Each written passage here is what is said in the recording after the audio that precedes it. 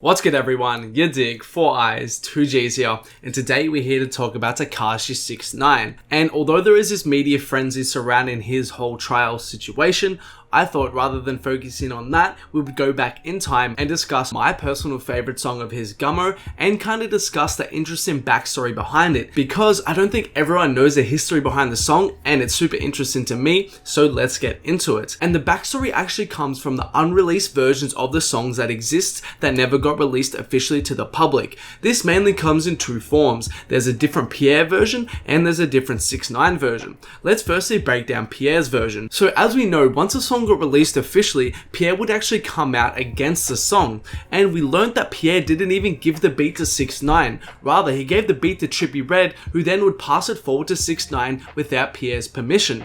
And in his recent interview with Genius, Pierre spoke about this more, repeatedly saying that he never cleared the record, that he wanted nothing to do with the song, and it was a breakdown in communication that actually led to the song's release. Essentially, if it was up to Pierre, Gummo would have never actually come out.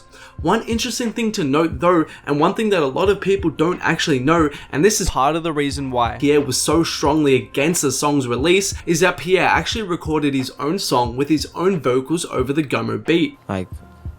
It was just, I was at a crossroad basically, like, do I want to put out my own music successfully? But everyone was shocked because I was like, no. And they didn't understand, like, I didn't give him that shit. This shit is weird.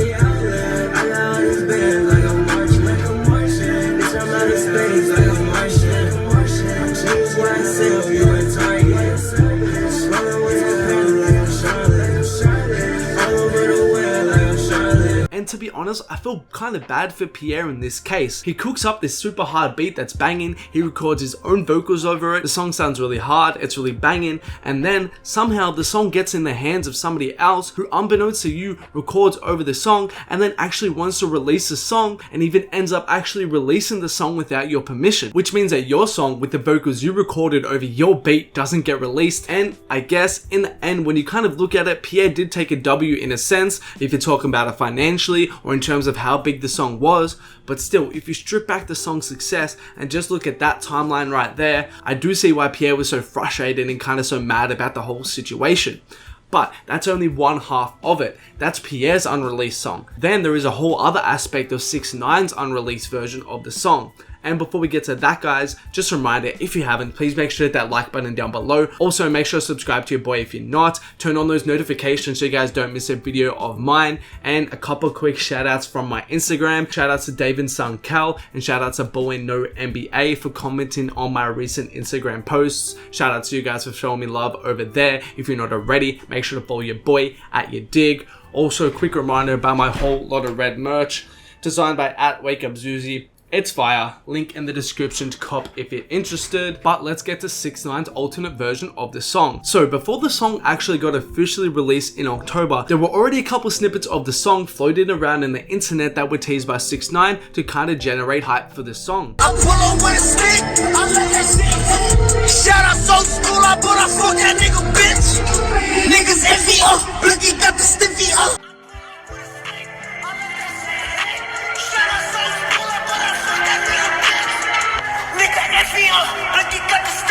And what's interesting to note about the version he played in the snippets is that it actually features a change in lyrics compared to the officially released version. In the officially released version, the lyric says, quote, shout out blank, but that person's bitch. However, in the snippets that he teased leading up to the song's release, he says, quote, shout out Sosmula, but that person's bitch.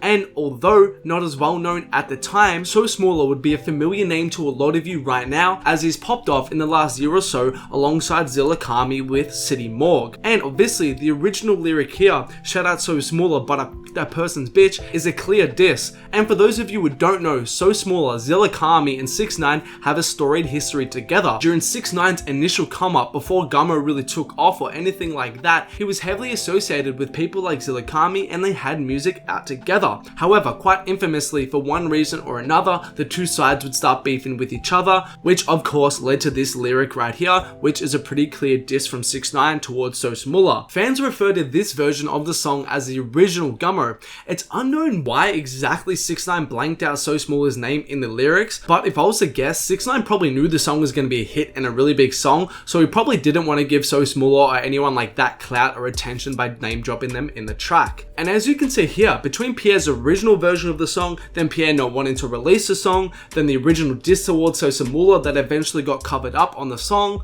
there's actually quite a big history and kind of a big backstory behind Gummo, which I kind of find super interesting as a fan.